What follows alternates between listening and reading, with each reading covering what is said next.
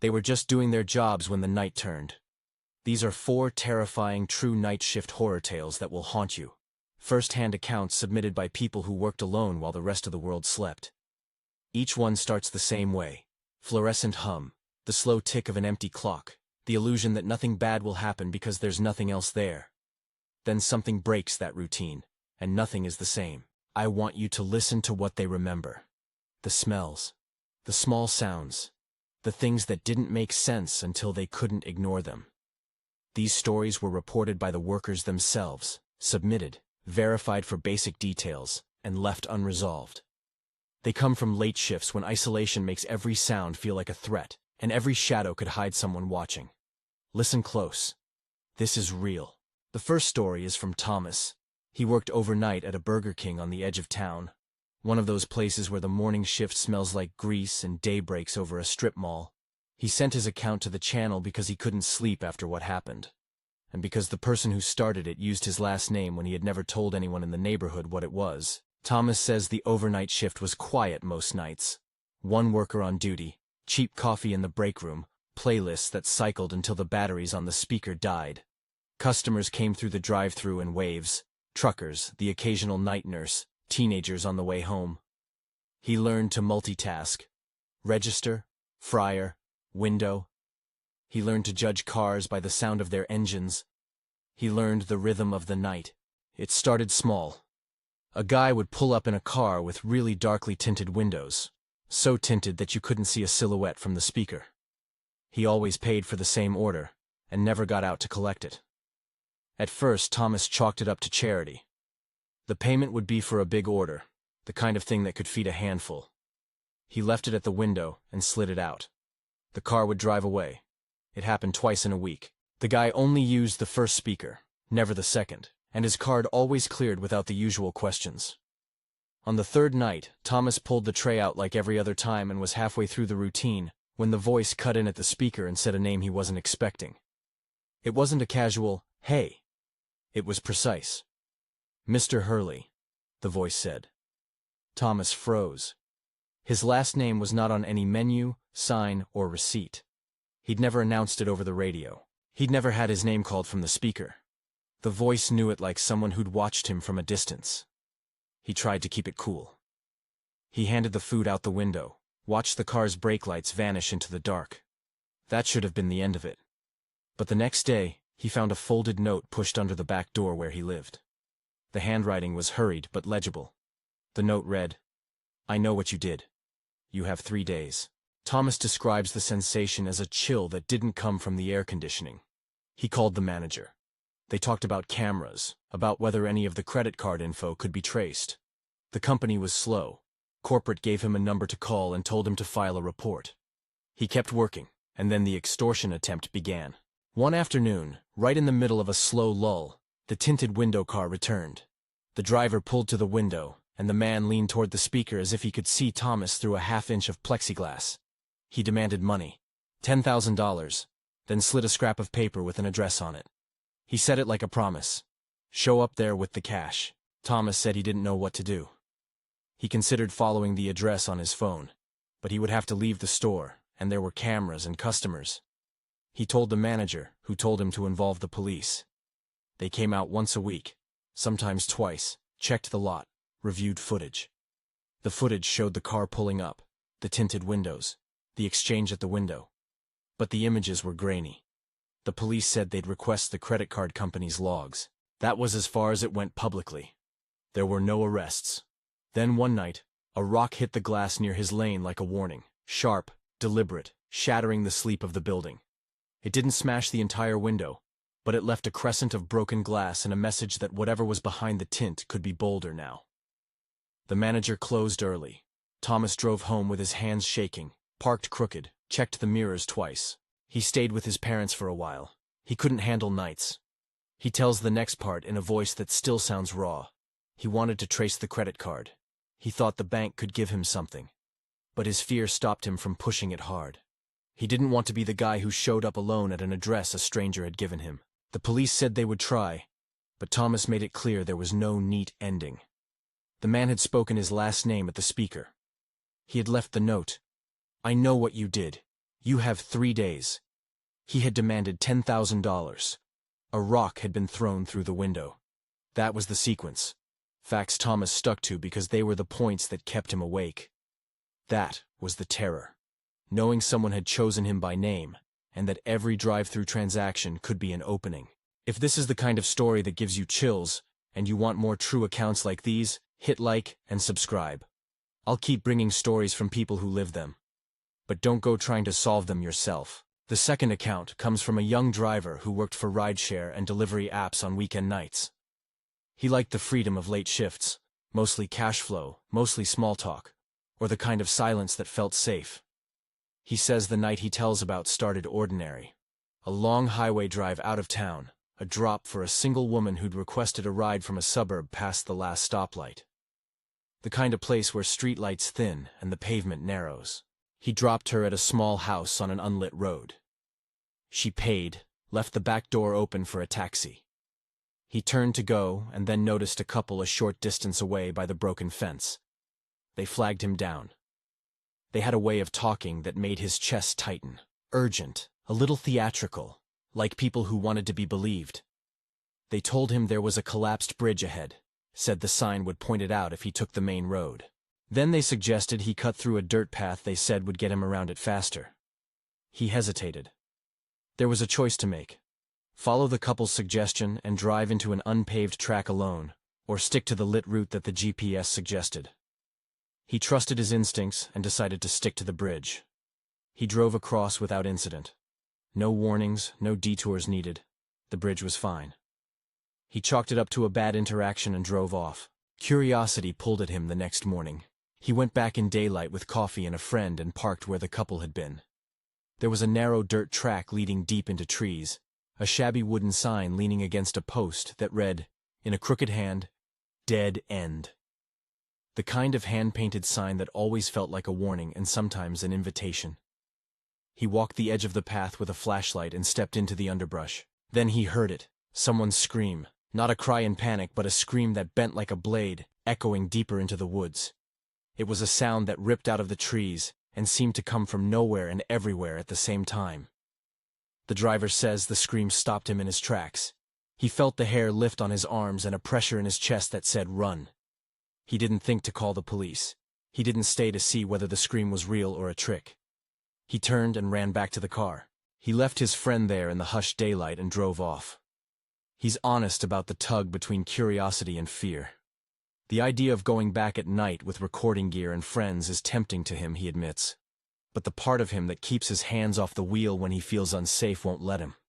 He doesn't know where the scream came from, whether it was a real injury or someone playing a twisted game. He doesn't know if that couple staged the bridge story to lead people into the dirt track. All he knows is the way the scream sounded, and the way it lodged itself in his head. He says sometimes he drives past that road on purpose, windows up, speed steady, and he stares at the leaning dead-end sign until the trees look like blunt teeth. The uncertainty sits heavy.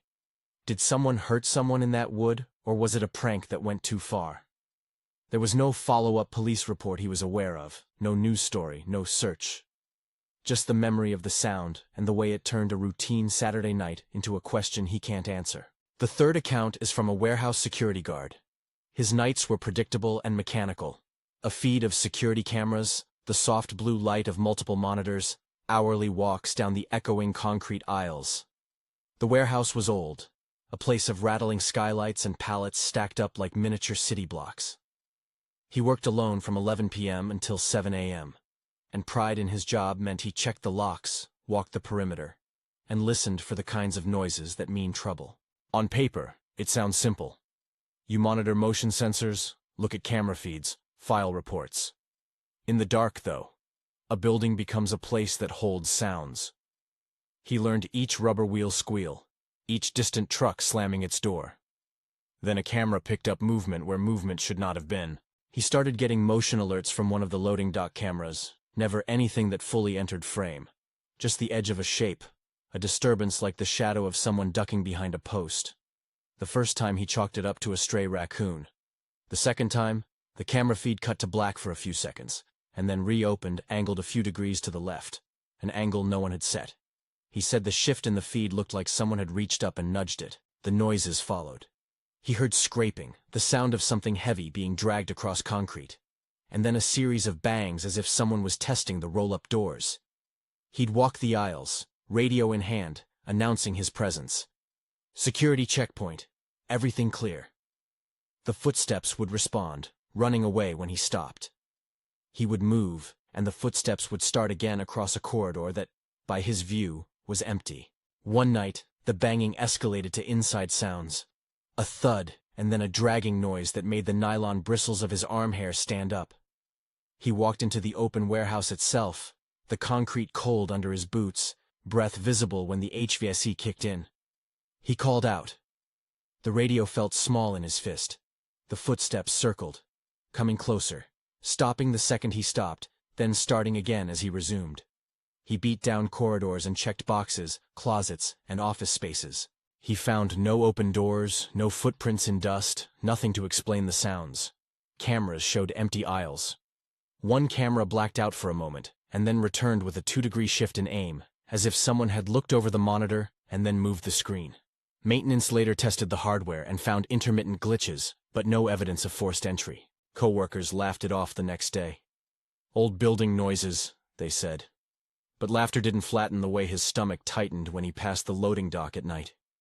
He started sleeping with the lights on, replaying the way the footsteps matched his steps, and stopped when he stopped. He replayed the dragging noise like a broken record in his head at 3 a.m., unable to reconcile the sense of someone walking inside the building with the absolute absence of a physical intruder. He filed the reports he needed to file. He said the police came by and noted nothing obvious. Maintenance replaced a camera, found nothing else. The company offered overtime shifts in the daytime to avoid a lone overnight guard. He took them for a while, but the memories stayed. The worst part, he says, was not the banging or the scraping, but the feeling of being watched in a space that should have been empty. When he closed up on his last night there, he locked the exterior gates and found himself checking them one more time. He never got the explanation he wanted. The sounds remained, like a stain he couldn't scrub out. The fourth story is from an attendant at a 24-hour gym, a place that never truly closed, and where keycards and cameras were supposed to make things safe. He was used to seeing people at odd hours. Someone on a stationary bike at 3 a.m, a dedicated lifter on the bench press. The gym lights hummed and the treadmills kept their steady loop of steps like a metronome. He'd make rounds through the cardio area and glance at the camera thumbnails while he logged memberships. One night, at about 2 a.m., he saw a lone man on a treadmill running 9 miles per hour. There's always someone pushing themselves, he thought, until he zoomed the camera and noticed the runner's feet. The man was barefoot. The belt beneath his feet was slick with a smear that looked like blood. And as he watched in disbelief, the attendant realized the runner's toes looked raw, torn, as if the skin had been rubbed away from continuous friction. The runner's face was blank. No expression, as if he had removed himself from the fact of being seen. The attendant walked over in person and called out, "Hey, you okay?" The man didn't stop. He didn't slow. When the attendant reached out to hit the emergency stop, the runner finally spoke in a small, hoarse voice and said, "Are you there?" The phrase landed like a slap. It wasn't a question for the attendant. It sounded like someone testing whether something else was listening. The attendant slammed his palm on the red stop button. The belt cut with a tired whine. The runner looked up, and for a second the attendant thought he would explain. He thought maybe it was a mental breakdown, a drug trip, something that had an answer. But the man simply stood, blood on the belt, fingernails caked, looking hollow. Then he bolted off the treadmill, moving with a speed that didn't match the rawness of his feet. He ran toward the employee hallway, banged the locked service door, screamed in a way the attendant described as half animal, half human. The attendant locked the office door and told security on radio. He watched the monitors where the man pounded the knob and shrieked. Then, in the space of a minute that felt like an hour, the cameras showed him vanish. No door opening, no alley escape. Just a static frame where he had been, and then a blur that resolved to an empty corridor. Police were called. They checked the cameras, walked the perimeter, asked the attendant for any identifying features. There were none. No matching cars in the lot, no footprints in the dust by the side door. The attendant later learned the man had left claw marks on the metal knob, as if he had been trying to force it open without the dexterity to do it normally. No one could explain how he disappeared from camera view without passing a door. The attendant quit within the week. He said he couldn't stand the emptiness of the cardio room without thinking of a pair of raw feet on a treadmill and a voice that asked, "Are you there?" He still wakes up sometimes at night, checks the dark corners of any room he's in, and hears the hum of treadmill belts in his head. Each of these people told their stories with the parts they could remember cleanly, and the parts that stuck like burrs. The note with 3 days, the scream in the woods, the footsteps that stopped when the guard stopped, the runner's bloodied feet, and the single question. None of them had a tidy ending. None of them woke up to a solved case or a neat explanation. They were left with the feeling that a stranger, a sound, or a shadow had reached into their life and left something behind. There's a pattern here. Isolation makes you vulnerable. A person alone at night has fewer witnesses, fewer immediate backstops, fewer people to say, "No, that can't be." Night shifts take ordinary places. Fast food lanes, quiet roads, loading docks, fitness centers, and make them small worlds where routines can break in ways that scrape at the edges of meaning. It's not always clear whether the threat is calculated or random, whether it's malicious curiosity or something more sustained. What matters is the way the unknown lodges itself in memory. After these events, the narrators did practical things. They reported, they considered legal routes, they talked to managers, they filed complaints. They did what they could, held on to basic safety, looked for explanations. Some slept with lights on. Some moved in with family. One quit. The police followed up in the ways they could, but often there was little to pursue. Grainy footage, no trace beyond a note, a scream that might have been a person or might have been something else. The lack of resolution is part of the haunting. If you work nights, you probably already know this. The night can hide people and motives. It can stretch a sound into a story. It can make a normal job feel like walking a tightrope over empty space. But it also creates a bond between those who've been alone at odd hours, an understanding that what is ordinary by day can become dangerous by night. These 4 accounts are not horror made for shock. They are the opposite. The slow, accumulating anxiety of being observed, the sudden clarity of a voice that knows your name, the wildly ordinary places where the extraordinary intruded. They didn't resolve. They linger, and they shape the way each narrator moves through the world now. Tell us in the comments if you've ever worked the night shift, and if something happened while you were on the clock that changed you. Share your story below, and if you want more true accounts that dive into late-night unease, subscribe so you don't miss the next one. For Thomas, the last sound he remembers from that night isn't the rock through the window. It's the weight of that note on his doormat and the way his name sounded coming from the speaker. For the driver, it's the memory of a scream lodged in trees and a crooked dead-end sign that still makes him slow down. For the warehouse guard, it's the echo of footsteps that matched his own, and then stopped when he stopped. For the gym attendant, it's the sight of raw feet on a treadmill and a voice that asked, "Are you there?" They were just doing their jobs when the night turned. These are 4 terrifying true night shift horror tales that will haunt you, and they stay with the people who lived them because the threat never fully left. The questions never fully closed, and the ordinary world always felt a little less certain once the light stayed on into the small hours.